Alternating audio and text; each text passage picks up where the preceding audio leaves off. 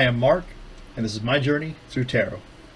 Today I'm going to do a read on Allan Kardec, but I need to tell you who is Allan Kardec to begin with. He's the founder, actually, of Spiritism.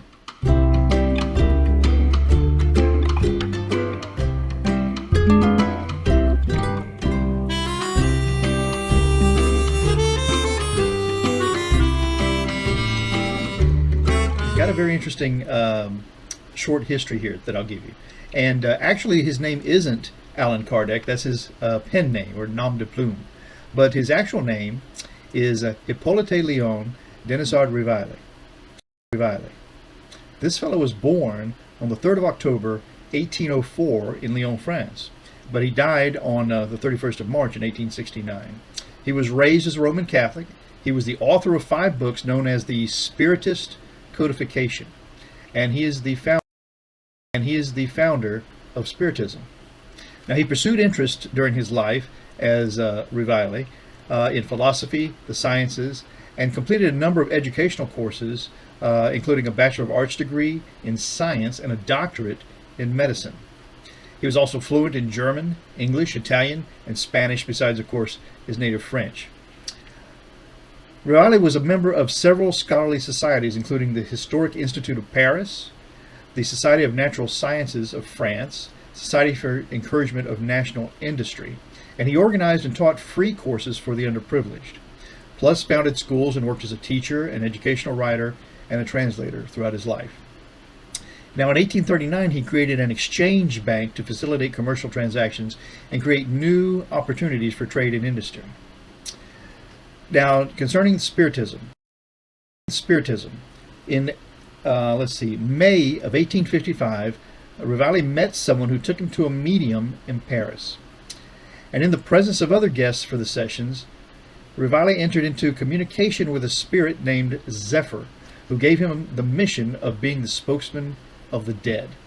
For him, it was a revelation. He was there for the first time witnessing mediumistic phenomena. And so this is, I guess, where Allan Kardec was born. Actually, this spirit Zephyr is the one who gave him the name to use. No, not Zephyr. It was another spirit of truth, interestingly enough, that gave him the name to use as Allan Kardec to publish his writings.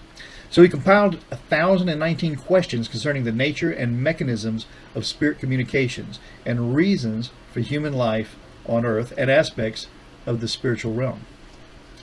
He asked those questions to 10 mediums unknown to each other and documented their responses.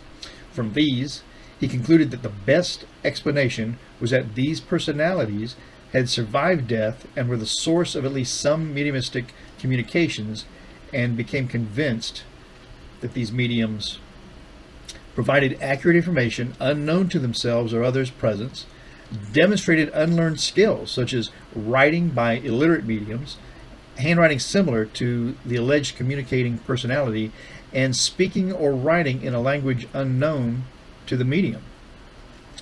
He compiled the medium's responses that were consistent and adapted them into a philosophy he called Spiritism.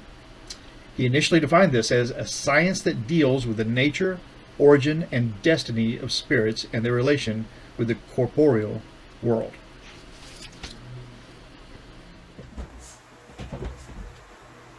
So here's the deck, and here's the box that it came in. Put that aside and start to mix up these cards.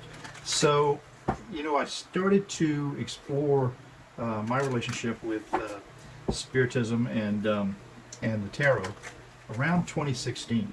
I had always been familiar with the tarot before that, but just because of the situation of the United States and the world, and plus I had too much time on my hands.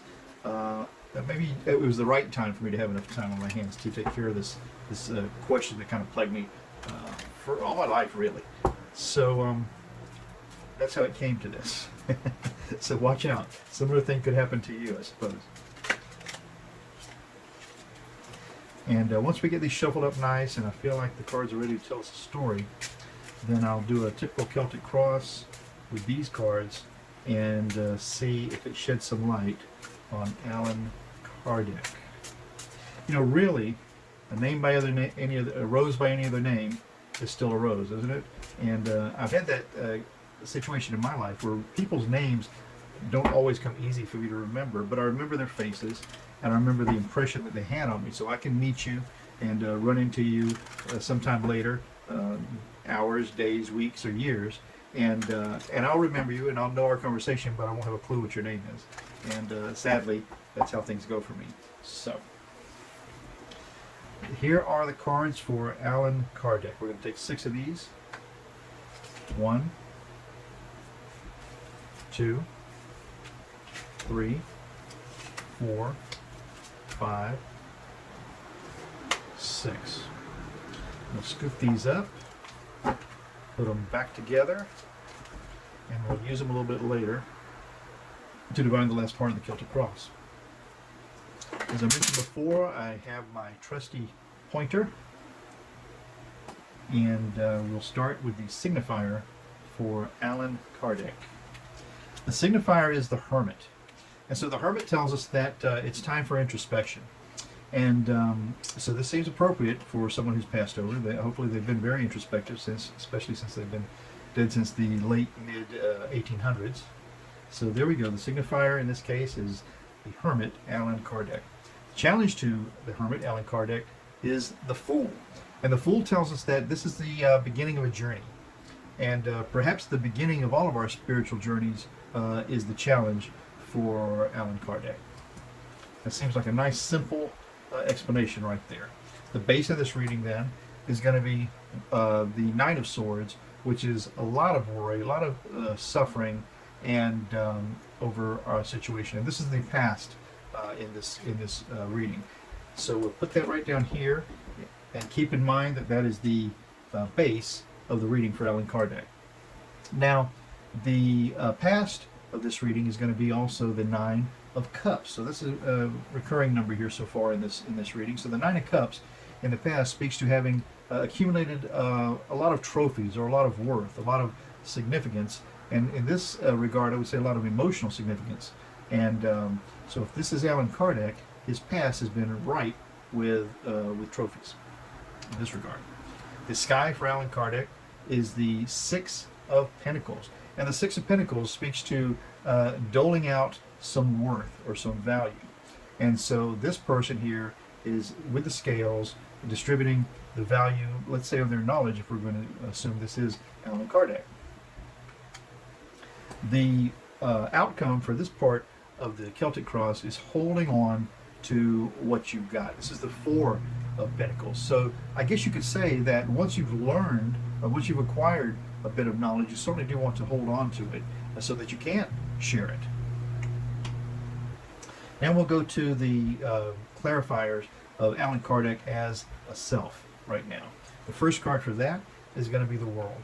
And the World speaks to us of beginnings. Now, if the Hermit and the Fool are the beginnings of this journey, the Fool's on the beginnings, then the World speaks to us of a new cycle coming into. And some would say that we are in the beginnings of the age of Aquarius, and the age of enlightenment, and the age of clearer spiritism.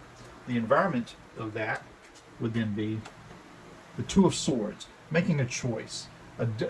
I won't say a double-edged sword, but certainly one has to make a choice about how they would continue their lives, or deal with their deeper, if you want to say, religion or beliefs. So that comes up as the environment of that reading. The hopes and the fears then are going to be the 7 of Cups. And the 7 of Cups talk to us about illusion and delusion, or talk to us about having lots of choices in our bag to go forward with. And so if this were a hope, and I would think that a spirit would have a hope and not a fear, what do they have to be fearful of? Then this would say that his hope is that he uses all of what's at his disposal to bring this knowledge to light. And then the final outcome for this would be the 5 of Cups. And the 5 of Cups, sadly, talks about having to mourning over spilt opportunities, perhaps. And so this fellow, maybe it's back to the Hermit, he's looking over this river of passion and emotion and thought, and he's sad over what's lost, even though he has been able to bring a couple of cups along the way with him. I think that's a very reliable reading for Allan Kardec, and I hope that I've done him justice in this regard. So that's my reading today for Allan Kardec, father of Spiritism in the modern world, I guess, and forever. And I hope that's been useful to you. It's a very interesting subject to me, and I'll see you here next time. Ciao for now.